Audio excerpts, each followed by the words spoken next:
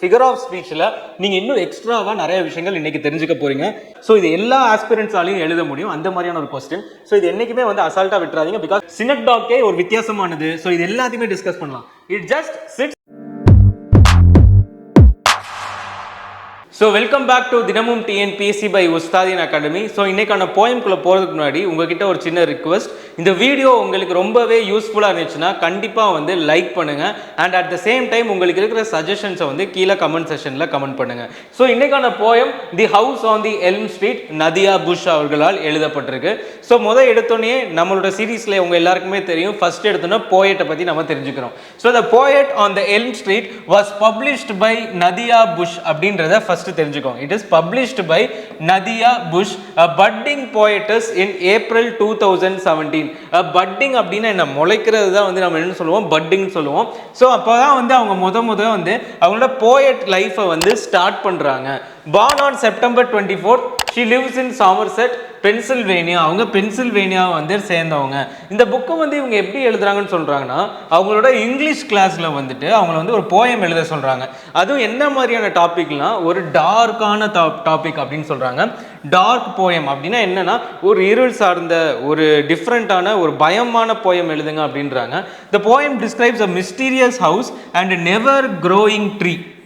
இதில் என்ன சொல்கிறாங்கன்னா, ஒரு வீடை பற்றியும் அந்த வீட்டு பக்கத்தில் இருக்கிற ஒரு வளராத ஒரு மரத்தை பற்றியும் தான் வந்து இதில் பேசுகிறாங்க. The poet fears going inside the house. அந்த போயட் என்ன சொல்கிறாங்கன்னா, எனக்கு இந்த வீட்டுக்குள்ளே போகிறதுக்கே ரொம்ப பயம் அப்படின்றத இதில் வந்து சொல்கிறாங்க. இதை அந்த போயம்லேயும் வந்து அவங்க சொல்லியிருப்பாங்க. ஸோ இந்த போயம் என்ன மாதிரி இருக்குது, இந்த போயமில் நமக்கு என்னென்ன தேவை, ரைமிங் ஸ்கீம் கண்டிப்பாக இருக்குது. அண்ட் மோர் ஓவர் இதில் பர்சானிஃபிகேஷனில் ஃபிகர் ஆஃப் ஸ்பீச்சில் நீங்கள் இன்னும் எக்ஸ்ட்ராவாக நிறைய விஷயங்கள் இன்றைக்கி தெரிஞ்சுக்க போகிறீங்க. So stay tuned. இந்த வீடியோ உங்களுக்கு ரொம்பவே யூஸ்ஃபுல்லாக இருக்க போது. எப்பயுமே பார்க்குற மாதிரி இதையும் வந்து நீங்கள் ஒரு ஸ்பீடான மோஷனில் பார்க்காம ஸ்லோ அண்ட் ஸ்டெடியாக இதை வந்து பாருங்கள். It will be very very interesting. Okay, so இப்போ அடுத்த இதுக்குள்ளே போகலாம். ஸோ ஃபர்ஸ்ட் எடுத்தோன்னே இட் சாட் அலோன் அப்படின்றாங்க. அப்போ இந்த இட் எதை வந்து ரெப்ரசன்ட் பண்ணுது அப்படின்றது உங்களுக்கு எக்ஸாமில் கேட்கக்கூடிய ஒரு கேள்வியாக இருக்கலாம். இந்த இட் எதை சொல்லுதுன்னு பார்த்தீங்கன்னா, இட் இஸ் ரெப்ரசன்டிங் தி ஹவுஸை தான் இது ரெப்ரசென்ட் பண்ணுது. அப்போ நம்ம போயமை படித்தாலே இது ஹவுஸ் தான்ன்றது எங்களுக்கு தெரியாது சார், இது ஒரு ஈஸியான கேள்வியான்னு கேட்டால், ஹவுஸும் இருக்கும் ட்ரீயும் இருக்கும். ஸோ இந்த போயமில் ட்ரீயும் வந்து மென்ஷன் பண்ணியிருக்காங்க. இது ட்ரீயா இல்லை ஹவுஸான்றதை வந்துட்டு நம்ம ஐடென்டிஃபை பண்ணணும்னா கண்டிப்பாக வந்து இதை நம்ம வந்து படிச்சிருக்கணும். ஸோ இது வந்து ட்ரீ கிடையாது, it is house. It is house. What happened there is still today unknown. What happened there is still today unknown. It is a very mysterious palace அப்படின்னு சொல்றாங்க. அங்கே என்ன நடந்துச்சுன்னு எனக்கு இன்னைக்கு வரைக்குமே தெரியல. அங்கே என்ன நடந்துச்சுன்னு இன்னைக்கு வரைக்குமே எனக்கு தெரியல. அங்கே ஏதோ ஒன்று மர்மமாக நடந்திருக்கு அப்படின்றத அவங்க வந்து சொல்றாங்க. And inside you can tell it has a ton of space. And உள்ளுக்குள்ள வந்து டன்னு கணக்காக ஸ்பேஸ் இருக்கு. அதாவது ஒரு ரூம் இல்லை, நிறையா ரூம் இருக்கும். அவ்வளோ பெரிய பங்களா மாதிரி இருக்குது அந்த வீடு அப்படின்றத சொல்கிறாங்க. But at the same time it is bad to the bone அப்படின்றாங்க. ஆனால் அதே நேரத்தில் அந்த வீடே மொத்தமாக காலியாக கிடக்கு. ஒரு எலும்பு துண்டு மாதிரி. For example bare of a போன்னா ஒரு வெறும் எலும்பு துண்டு, அதாவது ஒரு you can keep it as நல்லி எலும்புன்னு வச்சுக்கலாம், உள்ள ஒன்றுமே இல்லை அப்படின்னு சொல்கிறோம்ல அந்த மாதிரி. But at the same time it is bare to the bone அப்படின்னு வந்து சொல்கிறாங்க. At night the house seems to be alive. So first stanza முடிச்சாச்சு. ஃபர்ஸ்ட் ஸ்டான்ஸால வந்து என்ன சொல்றாங்க, ஒரு வீடு இருக்கு, அது வந்து தனியாக உட்காந்துருக்கு அப்படின்றத ஃபர்ஸ்ட் லைன்ல சொல்றாங்க. ஆனால் அங்கே வந்து என்னமோ ஒன்று நடந்திருக்கு அப்படின்றத, அது முக்கியமாக அது ஒரு மர்மமான ஒரு இடம் அப்படின்றதையும் சொல்லியிருக்காங்க. அண்ட் உள்ளுக்குள்ள பார்த்தா அவ்வளோ இடம் இருக்கு, டன்னு கணக்காக இடம் இருக்கு. அந்த டன்னுன்ற வார்த்தை முக்கியம். போயட் வந்து நம்ம நதியா அவர்கள் வந்து எந்த வேர்டை யூஸ் பண்ணியிருக்காங்கன்றத பார்த்துக்கோங்க. டன்னு, லார்ஜ் அமௌண்ட் ஆஃப் ஸ்பேஸு, இல்லைனா you can say kilogram of space, ஏதாச்சும் ஒன்று கொடுக்கலாம். It may be silly, but அந்த மாதிரி கேட்கறதுக்கு அதிகமான வாய்ப்புகள் இருக்கு. ஸோ அதை ஃபர்ஸ்ட் நீங்கள் அண்டர்ஸ்டாண்ட் பண்ணிக்கோங்க. At night the house seems to be alive. அதாவது நைட் நேரத்தில் மட்டும் அதுக்கு என்னமோ அந்த வீட்டுக்கே ஒரு உயிர் வந்த மாதிரி இருக்கு அப்படின்னு சொல்றாங்க. Light flickers on and off. அப்போ என்ன ஆகுது, இந்த ஃபிளிக்கர்ன்ற வார்த்தை ஒன்றும் கிடையாது. Flicker is nothing but to shine unsteadily. இப்போ எல்லாருக்குமே தெரியும், வோல்டேஜ் கம்மியாக இருந்தால் லைட் வந்து மினுங்கிக்கிட்டே இருக்கும். ஸோ அதை தான் வந்து ஃப்ளிக்கரிங் சொல்கிறாங்க. அந்த மினுமினுக்கிறது தான் ஃப்ளிக்கர். ஸோ அந்த flickering of on and light, அவங்க அந்த போயிட்டு அந்த வழியாக போகும்போது திடீர்னு பார்த்தா நைட்டு நேரத்தில் மட்டும் போகும்போது ரொம்பவே வந்து அந்த வீட்டுக்கு உயிர் வந்த மாதிரி இருக்குது. அண்ட் அதே நேரத்தில் அதில் இருக்கிற லைட்டெல்லாம் வந்து அப்படியே ஆன் ஆஃப் ஆகுதுன்றத சொல்கிறாங்க. I am often tempted to go to the house. அதை பார்க்கும்போது எனக்கு டெம்ப்ட் ஆகுது, அதுக்குள்ளே போய் என்ன இருக்குன்னு நான் தெரிஞ்சுக்கணும், அப்படி என்னதான் இருக்குது அந்த வீட்டுக்குள்ளே அப்படின்றாங்க. To just take a look and see what it is really about. எதுக்காக டெம்ப்ட் ஆகுதுன்னா அப்படி அந்த வீட்டுக்குள்ளே என்ன இருக்குது, நிறைய ரூம் இருக்குது ஆனால் ஒன்றுமே இல்லைன்றாங்க. அப்படி என்னதான் இருக்குது அப்படின்றத I want to just take a look and what it is really about, but fear takes over me. ஆனால் என்னதான் ஆசையாக இருந்தாலும் பயம்னு ஒன்று எனக்குள்ளே இருக்குது. இந்த மாதிரியான ஒரு காலி இடத்துல நான் எப்படி போய் அதை போய் பார்க்குறது, என்னதான் ஆசை இருந்தாலும் எனக்கு பயமும் இருக்குது, அதனால என்னால் வந்து போக முடியல. The but fear takes over me அப்படின்னா என் ஆசையவே அந்த பயம் வந்து என்ன பண்ணுது, அதை ஓவர் டேக் பண்ணிடுது அப்படின்றத இங்கே வந்து கொடுத்துருக்காங்க. இதில் ஃபிகர் ஆஃப் ஸ்பீச்சே கிடையாது. ஸோ அதை நம்ம எப்படி மென்ஷன் பண்ணுவோம்னு பார்த்தீங்கன்னா ABCDE.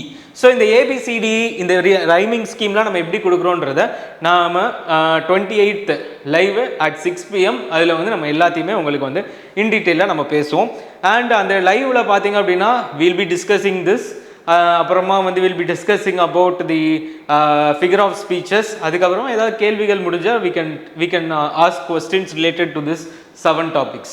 சரி, ஓகே. I drive past the house almost every day.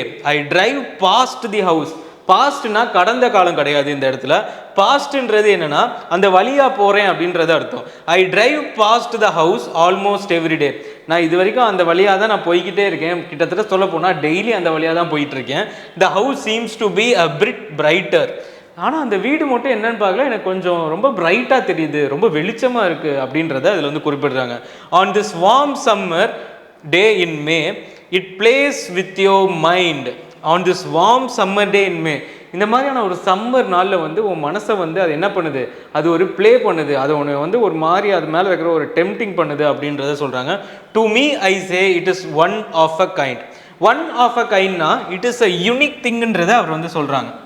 Unique, one of a கைண்ட்னா இது மாதிரி ஒன்று இல்லவே இல்லை இந்த உலகத்தில் அப்படின்னு சொல்கிறது பேர் தான் என்ன சொல்லுவாங்கன்னா தி யூனிக் ஆஃப் அ கைண்ட் அப்படின்னு வந்து சொல்லுவாங்க. ஸோ இந்த போயமில் பார்த்தீங்க அப்படின்னா நம்ம வந்து இப்போ 3 ஸ்டான்சாஸ் முடிச்சிருக்கோம். இந்த 3 ஸ்டான்சாஸில் ஃபஸ்ட்டு ஸ்டான்ஸாவில் இருக்கிற ரைமிங் ஸ்கீம் அலோன், அதே நேரத்தில் வந்து அன்னோன், அலோன் அன்னோன் கிட்டத்தட்ட ஒரே மாதிரி ரைம் ஆகும். Place, space and phone. அப்போனா அலோன், அன்னோன், போன், இது 3மே வந்து ஒரே மாதிரி இருக்கும். ஸோ இது வந்து AABBA அப்படின்னு சொல்லி நம்ம ரைமிங் ஸ்கீம் போடுவோம்.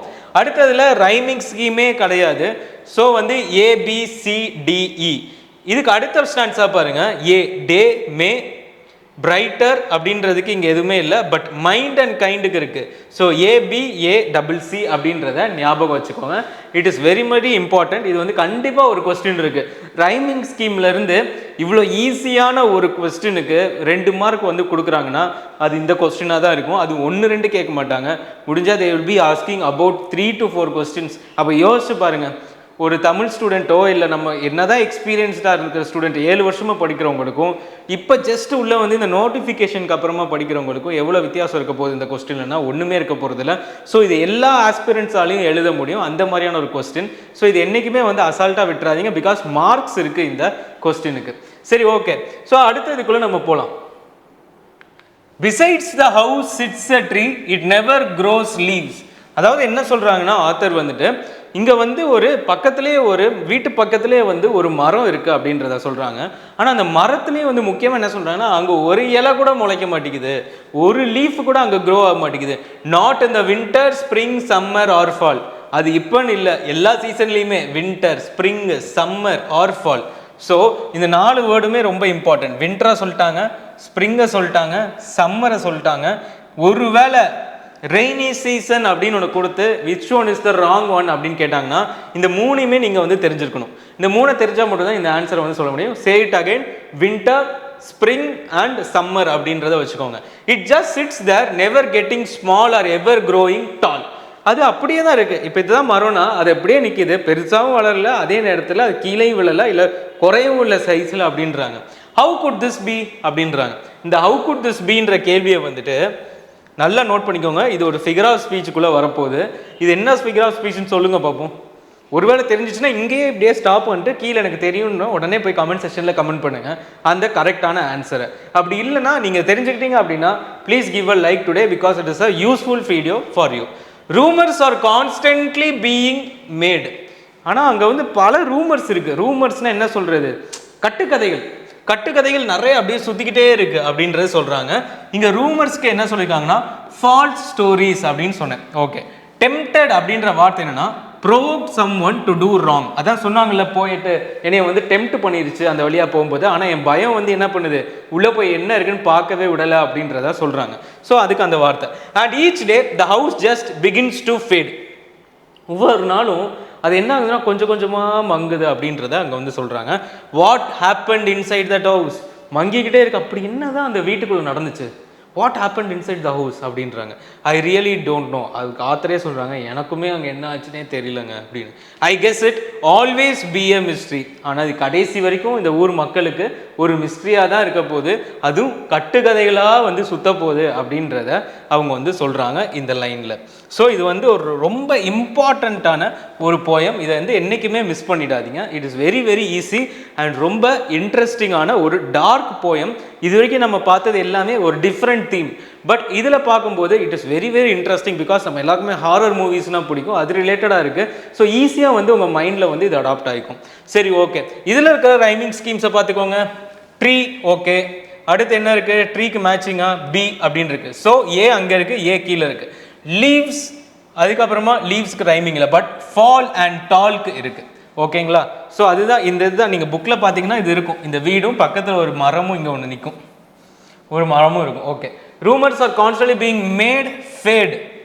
ஹவுஸ்க்கு ரைமிங் இல்லை, நோக்கு இல்லை, மிஸ்டேக் இல்லை. So A, A, B, C, D இதுதான் வந்து கரெக்டான ஆன்சர். இது எல்லாத்தையும் மார்க் பண்ணிக்கோங்க, இன்னைக்கே இதை படிங்க.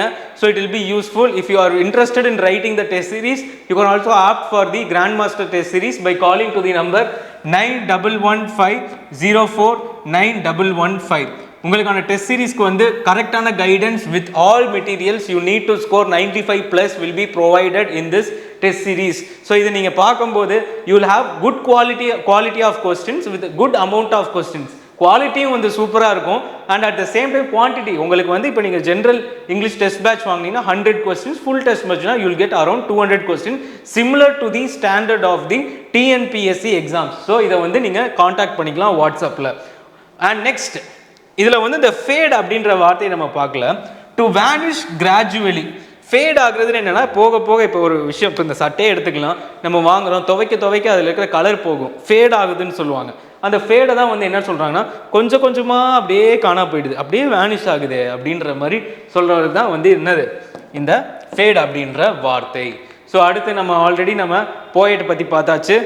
ஃபர்ஸ்ட் பாயிண்ட் இதை விட்டுறாதீங்க, செகண்ட் இதை விட்டுறாதீங்க, அண்ட் மூணாவது இவங்களோட பிறந்த இது, அப்புறமா எப்போ இருந்து இவங்க போயட்டாக இருக்காங்க, இவ்வளோ தான் கான்செப்ட். பட் ஆல்ரெடி நம்ம ருடியார்ட் கிப்ளிங் பார்க்கும்போது சொல்லினா உங்களுக்கு நிறைய கண்டென்ட் இருக்குது, அது கண்டிப்பாக ஞாபகம் வச்சுக்கோங்க. நான் கண்டிப்பாக இது ரிலேட்டடான கொஸ்டின்ஸ் உங்களுக்கு கேட்பேன். ஓகே, அடுத்து போலாம்.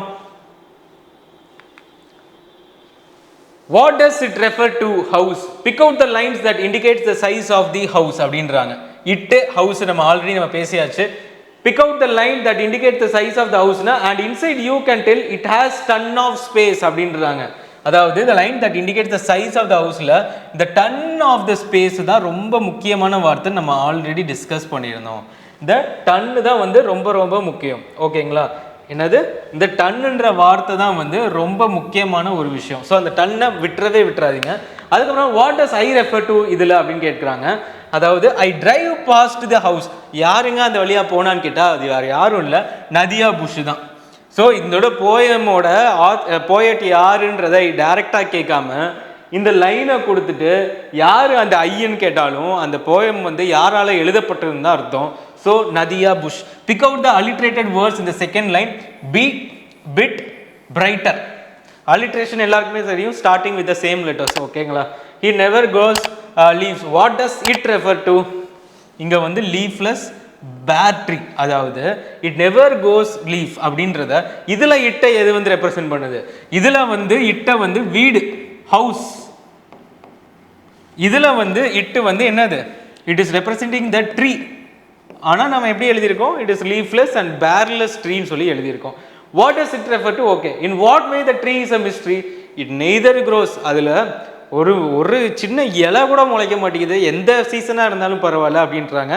Winter, summer, spring, rainy season கிடையாது அப்படின்றத ஞாபகம் வச்சுக்கோங்க. ஓகே, அடுத்து, does the house remain the same every day? No, it begins to fade every day. அது கொஞ்சம் கொஞ்சமாக மங்குது அப்படின்றாங்க. Why does the poet consider the house to be a mystery? The poet does not know what happened inside the house and there are only rumors about it. Okay. Does the poet know what happened in the house? No. What is the mysterious about the house? No one knows what's happening inside the house. இது எல்லாமே நீங்கள் வந்து அப்படியே நீங்களே answer பண்ணிக்கலாம். இங்கே வாங்க, இது எல்லாத்தையும் நம்ம டிஸ்கஸ் பண்ணியாச்சு. அலோன், அன்னோன், போன், இதுலேயே வந்து உங்களுக்கான வார்த்தைகளை வந்து நான் எழுதியிருக்கேன். இதெல்லாம் நீங்கள் அப்படியே கொஞ்சம் நிப்பாட்டி ஏதாவது உங்களுக்கு இதில் அண்டர்ஸ்டாண்டிங் இருக்கா, நம்ம ஆல்ரெடி இப்போ டிஸ்கஸ் பண்ணது எல்லாமே இருக்கான்னு சொல்லி கொஞ்சம் நீங்கள் வந்து பாஸ் பண்ணி இந்த வீடியோவை பாருங்கள். இதுதான் ரொம்ப ரொம்ப ஒரு முக்கியமான ஒரு இடம். இதை மிஸ் பண்ணிங்க அப்படின்னா கண்டிப்பாக சொல்கிறேன், ஒரு ஹார்டான கொஸ்டின்னா இதை தான் கேட்க போகிறாங்க. இதை விட்டுறாதீங்க, அப்படியே நீங்கள் வந்து இதை கேட்ச் பண்ணிக்கோங்க. Okay, a figure of speech in which a part is made to represent the whole or vice versa அப்படின்றாங்க. ஒரு ஃபிகர் ஆஃப் ஸ்பீச்சில் ஒரு சின்ன விஷயம், இப்போ வந்துட்டு இதுல இருந்து ஒரு விஷயத்தை மட்டும் சொல்லி இந்த ஒரு விஷயத்தை வச்சுட்டு இந்த மொத்த விஷயத்தையும் சொல்றாங்க பார்த்தீங்களா, ஒரு வார்த்தையை வச்சு அதை அப்படியே ரெப்ரசன்ட் பண்றது, அது பேர் தான் வந்து இந்த சினக்டாகே அப்படின்னு சொல்லுவாங்க. The western wave was all aflame அப்படின்றாங்க. The western wave அப்படின்றாங்க. The western wave சொல்லாம the wave ன்னு சொல்ல வேண்டியதானே. ஆனா ஏன் the western wave? அப்பனா ஒரு western wave is a synecdoche, இல்லனா synecdoche ன்னு சொல்லுங்க, எப்படினாலும் சொல்லிக்கோங்க. As it refers to the sea by the name of its parts. அதாவது மொத்த சீயையுமே வெஸ்டர்ன் சொல்லி அதில் இருக்க ஒரு சின்ன பார்ட்டை வச்சு மொத்த சீயையுமே ரெப்ரசென்ட் பண்றது தான் தி வெஸ்டர்ன் வேவ். இங்க வந்து என்ன சொல்றாங்க, inside it has ton of space ன்றாங்க. It refers not only inside but entire house seems big அப்படின்றது. அதாவது உள்ளுக்குள்ள இருக்கிறத மட்டும் சொல்ல, வீடை வந்து மொத்தமாவே பார்க்கும்போது அது எப்படி இருக்கு, பெருசா தான் இருக்கு. So it is a synecdoche. So இதை வந்து உங்களோட நோட்ஸ்ல எடுத்து இன்சர்ட் பண்ணிக்கோங்க. இதை பத்தி நம்ம டிஸ்கஸ் பண்ணலாம். சினக்டாகே இஸ் நத்திங் பட் ஒரு விஷயத்துல இருக்கிற ஒரு சின்ன விஷயத்தை வச்சு அந்த முழு விஷயத்தையும் எக்ஸ்பிளைன் பண்றது தான் சினக்டாகே அப்படின்றத தெரிஞ்சுக்கோங்க. ஸோ இந்த இது மூலமாக நீங்கள் வந்து புரிஞ்சிருக்கலாம். ஸோ அதை வந்து நீங்கள் விட்டுறாதீங்க. Okay, a figure of speech in which a statement appears to contradict itself. ஏன்னா ஒன்று ஆமான்னு சொல்லு இல்லைனா இல்லைன்னு சொல்லுன்னு சொல்லுவாங்கல்ல, என்ன ரெண்டுக்குமே சொல்கிற அப்படின்ற மாதிரி paradox. To bring peace we must war. Peace வேணுமா வார் வேணுமான்னு கேட்குற மாதிரியே இருக்கும். ஒரு வார் வேணும்னா வந்து வி மஸ்ட், ஒரு பீஸ் வேணும்னா நம்ம வார் பண்ணுவோம். அப்போ வார் பண்ணால் எப்படி பீஸ் இருக்கும்? To be cruel, to be kind. நீ வந்து பாசமாக இருக்கணும், அதுக்கு நீ கண்டிப்பாக இருக்கணுன்றாங்க. இது எப்படி முடியும்? ஸோ இது எல்லாமே கான்ட்ரடிக்டரி.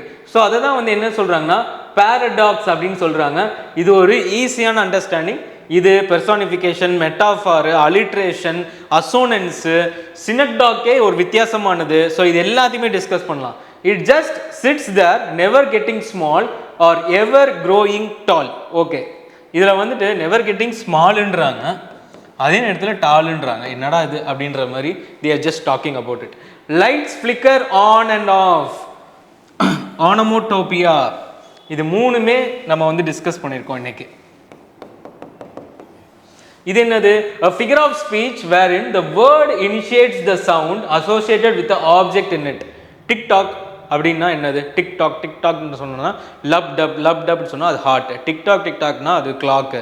ஸோ ஆன் ஆஃப்னு சொல்கிற மாதிரி it is for light flickering, on off. Next, rhetorical questions. A figure of speech in a form of a question that is asked to make a point rather than to elicit an answer. இது என்னன்னா, இந்த இதை பார்க்கும்போது எதுக்கோ ஒரு கேள்வி கேட்பாங்க.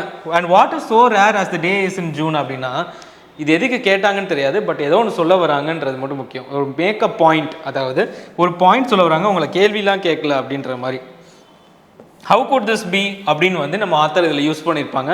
So அதனால தான் வந்து நான் உங்களை வந்து அந்த கொஸ்டின் டேக்ஸ் இருக்கிறத விட முக்கியமான ஃபிகர் ஆஃப் ஸ்பீச் என்னன்னு கேட்டிருந்தேன். It is nothing but ரியோட்டாரிக்கல். ஒருவேளை இந்த கொஸ்டின்ஸ் இல்லைன்னு வச்சுக்கோங்க, ரியோட்டாரிக்கல் மட்டும் கொடுத்தாங்கன்னா கண்டுபிடிக்கிறதுக்கு வந்து சில பேருக்கு தெரியாது. ஸோ இந்த வார்த்தை வந்து ரொம்ப ரொம்ப முக்கியம். ஸோ அதை வந்து யூஸ் பண்ணிக்கோங்க. It is very very important. Next, okay, next நம்ம வந்து இந்த போயம்ல இருக்கிற ஃபிகர் ஆஃப் ஸ்பீச்சஸை பார்க்கலாம் எக்ஸ்ட்ராவா. அலிட்ரேஷன் பி ஃபர்ஸ்ட் ஒனுக்கு, பேர் போன், டி டெம்ப்டட், டூ அப்படின்றத அடிச்சுக்கலாம். The house seems to be bit brighter. ஆனால் ஒன்று ஒரே நேரத்தில் வந்துட்டு அலிட்ரேஷனும் இருக்குது, அசோனன்ஸோ இல்லை மெட்டாஃபரோ பர்சானிஃபிகேஷனோ இருக்குன்னா நீங்கள் அலிட்ரேஷன் கொடுக்கக்கூடாது. அங்கே வேறு ஏதோ ஒன்று இருக்குன்னா அந்த மேஜரான ஃபிகர் ஆஃப் ஸ்பீச்சை தான் வந்து நீங்கள் ஆன்சராக கொடுக்கணும். Okay, synecdoche inside it has a ton of space அப்படின்னா சினக்டாக்கே represents a part of it by representing the whole thing. So it is not representing just inside the house, it is also representing outside the house. Paradox, it just sits there never getting small or ever growing tall. இதெல்லாம் நம்ம பார்த்தாச்சு, இதெல்லாம் நீங்கள் பார்த்துக்கோங்க. Next அனமோட்டோபியா பார்த்தாச்சு, ரியோட்டாரிக்கல் question பார்த்தாச்சு. Antithesis, ஒரே நேரத்தில் ரெண்டு opposite things, on off, straight opposites, on off, small doll.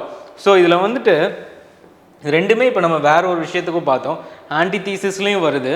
And at the same time நீங்கள் இங்கே பார்த்தீங்கன்னா தெரியும், ஒன் செகண்ட், இங்கே பார்த்தீங்கன்னா தெரியும், it has a ton of space, we have already discussed back. So அது எல்லாத்துலேயுமே வந்து ஒரு கான்ட்ரடிக்டரியாக இருக்கும். ஒரே இடத்துல வந்துட்டு ரெண்டு ஃபிகர் ஆஃப் ஸ்பீச், இதே வந்து ரெப்படிஷன் கொடுத்துட்டு அலிட்ரேஷன் கொடுத்துட்டு தேர் ஆஸ்கிங் சம்திங்னா we can do it. But at the same time ரெண்டு இது வித்தியாசமாக இருக்குன்னா இன் ஆப்ஷன்ஸ் மோஸ்ட்லி அவங்க ரெண்டையுமே கொடுக்க மாட்டாங்க. It will either be one of the above. So இது ரெண்டையுமே எழுதி வச்சுக்கோங்க, எந்த ஆப்ஷன் இருக்கோ you can just use it. So கான்ட்ரடிக்டரியாக இருந்தால் அது பேரடாக்ஸ் நம்ம ஆல்ரெடி பார்த்தோம், என்னடா இது ஒரே நேரத்தில் ரெண்டையும் சொல்கிறியடான்னு. பேரடாக்ஸ்னா வந்து அது ஸ்ட்ரைட் ஆப்போசிட்ஸ், ஆன் ஆஃப் அப்படின்றத வந்து இதில் கொடுத்துருப்பாங்க. ஸோ இது ரெண்டில் எது இருக்கோ you can give it. Okay, so இன்னைக்கான போயமில் we have seen everything included in it. So whoever wants to clear their doubts, they can join the live class on June 28th at 6 p.m. It will be very useful for you and it will also be interactive. So thank you and see you tomorrow with a new poem. Thank you.